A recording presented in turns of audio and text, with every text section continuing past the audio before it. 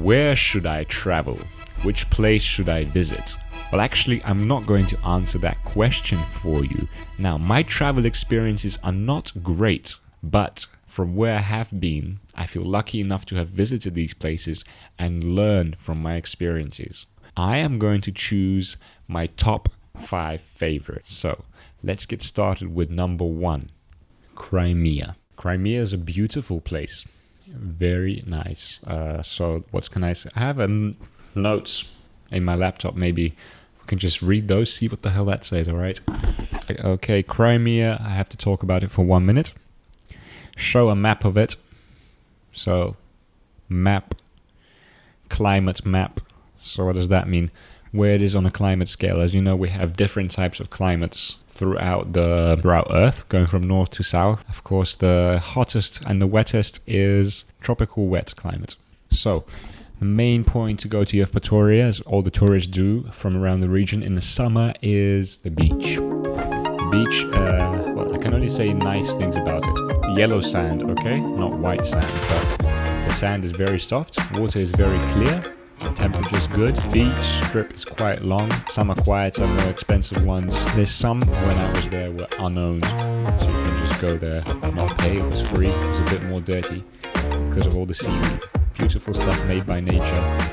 You know, it's green stuff. Plants, who cares? Just walk on top of them. Massage. Have fun. I recommend you to try the banana, which is basically like a yellow boat. Goes really fast, and your task is not to fall off it.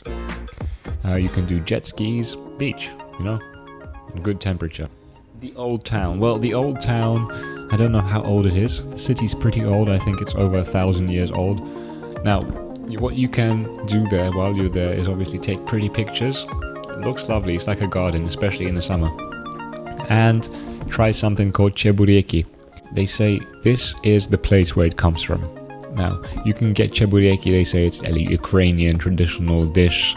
You can find it in Russia in some restaurants, but none are as good as what you get in here, okay? So do get it there.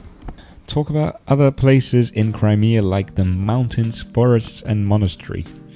What else can I say? There are mountains, forests and monasteries. Go on a hiking trip, have fun. It's beautiful.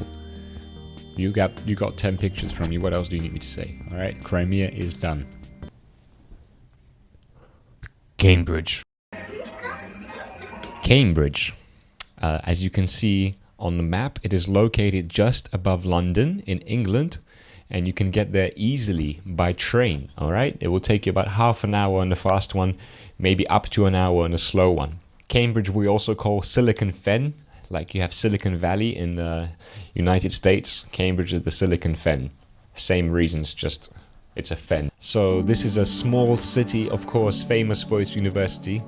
And here you go, it's very pretty. I'm not knocking it down. It's definitely worth seeing, but you really need just 1 day for it, okay? You can take a punting trip, best way to see it. It will go right past all the famous colleges, very old, very beautifully designed buildings.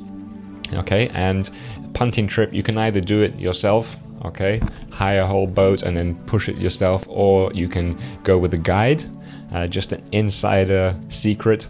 I've lived with one of those punters, and they told me that half the stories they say are bullshit, but it's still fun.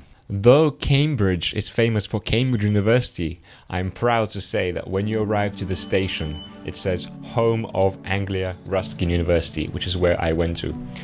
So I spent 3 years in Cambridge, and here are the actual reasons why I love it. So number 1 is cycling, okay? Cycling, you can go around Cambridge very easily by bicycle. It's very safe to ride it. One thing is not safe is possibly you could get your bike stolen. Too many stories of bicycle getting stolen in Cambridge. Now, all that means is that you need a good lock, probably 2 or 3. Keep it safe if it's expensive. Better yet, put it somewhere inside, alright? Just don't get your bicycle stolen. Now, Cambridge is really lovely to me personally because it feels so small and rural. Of course, you can get everything you want there. There's all kinds of specialist shops, all kinds of restaurants, so you don't feel like you're missing anything. But It's so small and peaceful, especially the villages around it, which is where I suggest you cycle to, that you should travel to Fulbourn. Fulbourn is about 20 minutes cycle from Cambridge, and I believe Fulbourn has the oldest houses in the surrounding villages. So if you want to see some like classic, nice English houses, have a look at those. Really, really pretty. Now, next village you should cycle to is Fen Ditton. Fen Ditton, best way to cycle to that, I'm telling you, is along the river. If you find the path where you enter the river just at the edge of town, follow a path all the way along the river to Waterbeach. Very beautiful sights. So normally it takes an hour to cycle there, and the road is kind of rough, right? It's not an actual road, so I don't suggest you take a racing bike. I would take more of a mountain type bicycle to do this. And so count for 2 hours, 1 hour there, 1 hour back, and I'm sure you're going to stop to take plenty of pictures. Also, please, Great Shelford. Come on, you have to go downwards now from Cambridge into Great Shelford. A lovely ride again, once again. Now, I'm just naming a few because this is where I've cycled to. Alright, the other thing which is great about Cambridge, like any other English town, is the pubs.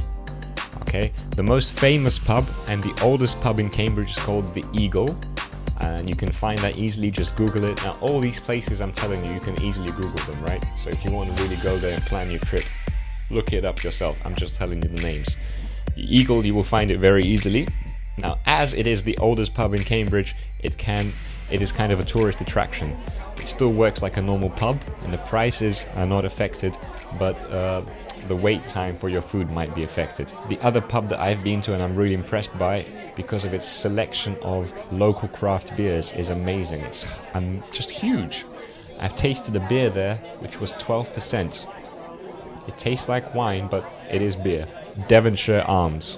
Okay, so go to Devonshire Arms. Now, one more time, I'm telling you, there's plenty more to choose from. These is just the ones I've personally been to and choose to recommend.